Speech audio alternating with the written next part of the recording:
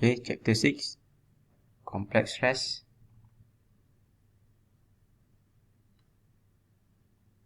Okay, dalam complex stress, so kita akan study komponen-komponen yang dikaji dalam complex stress. So for introduction, the most general state of stress at a point may be represented by 6 component. So ini adalah komponen stress. Okay. So dalam complex stress, dia akan represent by 6 component, iaitu dipecahkan kepada 3 dimension. Okay. X, Y dan Z. So setiap aksis ni akan ada komponen-komponen yang akan kita study, iaitu yang pertama, stress pada paksi X, stress pada paksi Y dan stress pada paksi Z. So ketiga-tiga ni adalah kita consider sebagai normal stress. Kemudian kita ada tau untuk XY, di mana shear stress untuk XY, shear stress untuk YZ dan shear stress untuk ZX. Okay. Okay, so contohnya dalam figure ni. Okay, so ada satu cube. So bagaimana kita nak study stress, okay, dalam satu contoh cube ni, shape ni. Okay, ni paksi X, paksi Y dan paksi Z. Okay, so setiap paksi ni kita akan study dia punya stress dan shear stress di sepanjang aksis ni. Okay, yang pertama pada paksi X. Okay, so kita akan wujudnya stress pada paksi X. Kemudian paksi Y akan wujudnya stress pada paksi Y. So dia akan ada satu tension ke atas dan ke bawah, termasuk juga dengan paksi X. Dan satu lagi adalah stress pada paksi Y. Okay, kemudian pertubungan antara dua permukaan, okay, permukaan Y ni, okay, dengan X ni, so dia akan menghasilkan satu shear stress, okay, iaitu tau XY ataupun tau YX. So kedua-dua ini memberi nilai yang sama, okay, tau XY dan tau YX. Begitu juga dengan shear stress pada plane Y dan plane Z. So dia akan menghasilkan shear stress ZY dan shear stress YZ. So kedua-dua value ni akan menghasilkan nilai yang sama. So begitu juga dengan pertemuan antara plane Z dan plane X. So dia akan menghasilkan shear stress pada ZX ataupun shear stress pada XZ. Dan kedua-dua value ini akan memberikan nilai yang sama. Okay. So itu secara ringkasnya bagaimana complex stress ni, okay, dia elaborate. Okay, dia akan represent by 6 component. Stress pada paksi X, stress pada paksi Y, stress pada paksi Z. Okay, dan pertubungan antara X dan Y akan menghasilkan satu shear stress, kita tahu.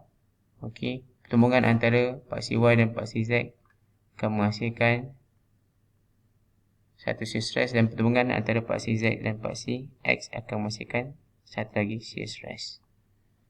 So itulah teori untuk complex stress. Okay, di mana dia represent by 6 components. Okay. So berkait dengan plane stress pula. Okay.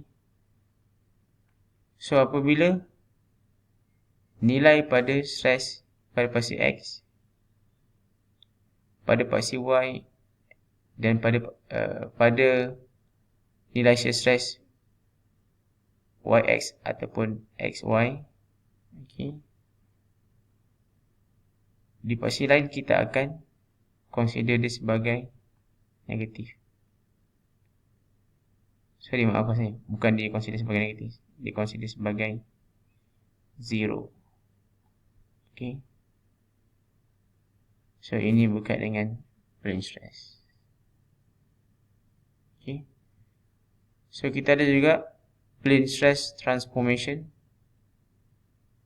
Okay. So, dalam plane stress transformation, yang dimasukkan transformation, so dia berlaku perubahan sudut. Okay. So, maknanya, ini adalah kedudukan standard. Okay. Untuk stress Y, stress X dan shear stress XY. Tapi apabila ada orientation kata ataupun perubahan sudut, okay. So keadaan ni sudah berubah dia punya paksi. Okay, so dia ada stress X prime, stress Y prime dan tau XY, X prime Y prime. So ini yang berlaku perubahan sudut. So ini adalah sedikit information, okay, berkaitan dengan orientation. Okay, so ada calculation ni, okay, untuk kita cari stress pada paksi X jika berlaku orientation. So stress pada paksi X jika berlaku orientation, so dia akan berubah dia punya calculation disebabkan orientation. So ini adalah formula jika berlaku perubahan sudut. So nilai stress pada paksi X akan jadi stress X tambah stress Y bahagi 2 tambah stress X tolak stress Y bahagi 2 cos 2 theta tambah tau. Tau ni adalah shear stress XY darab sin 2 theta. So begitu juga dengan formula stress Y1 dan tau X1 Y1. Okay. Dan nilai stress X1 ni, nilai stress Y1 dan nilai tau X1 Y1 normally dia akan terus bagi dalam soalan. Okay.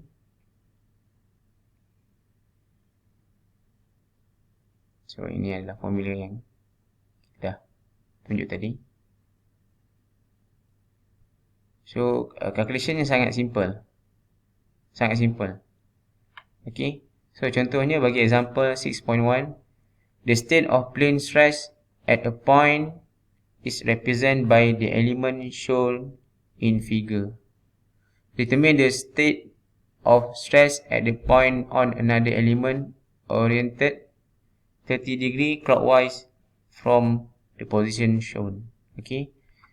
So basically dalam soalan ni, so kita dah boleh assume, yang 80 megapascal ni adalah stress pada paksi X, 50 pada paksi Y, dan 25 ni kita assume sebagai pertembungan antara paksi X dan paksi Y, iaitu shear stress ataupun tau pada X, Y. Okay. So kita listkan, okay, stress, okay, sigma X, stress X sama dengan negatif 80. Sebab apa dia negatif 80? Sebab dia compression, nampak ni, direction dia ke dalam ni. So stress pada paksi Y sama dengan 50 dan tau XY sama dengan 25. So memang sangat simple, masuk dalam formula saja. So bila kita dah ada nilai ni, kita pun dah ada sudut 30. Berbalik kepada equation yang saya dah explain tadi, kita masukkan semua nilai-nilai ni, at the end kita dapat nilai yang baru. Selepas orientation, kita dapat nilai baru, seperti dalam contoh yang ditunjukkan dalam solution ni. Solution ni dia dah bagi dah. Okay. So, awak masukkan. Ni saya dah statekan tadi. Okay. Stress pada paksi X negatif 80. Stress pada paksi Y 50. Tau XY ataupun shear stress pada XY sama dengan negatif 25 megapascal. So, yang ini saya tinggal negatif. Okay. So, yang shear stress yang ni nilai negatif. Okay. Okay. So, awak masukkan saja. Okay. Masukkan saja stress X prime. Masukkan nilai dan awak akan dapat negatif 25.8 megapascal. Atau XY, awak masukkan saja nilai dan awak akan dapat nilai. Okay. Cuma dalam soalan. Okay. So, this minta kita cari nilai stress X prime dan tau X prime Y prime. Okay.